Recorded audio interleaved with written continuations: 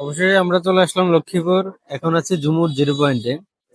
এখান থেকে আমাদের নেক্সট গন্তব্য হচ্ছে কাস্টমারকে প্রথমত সেবা দেওয়া।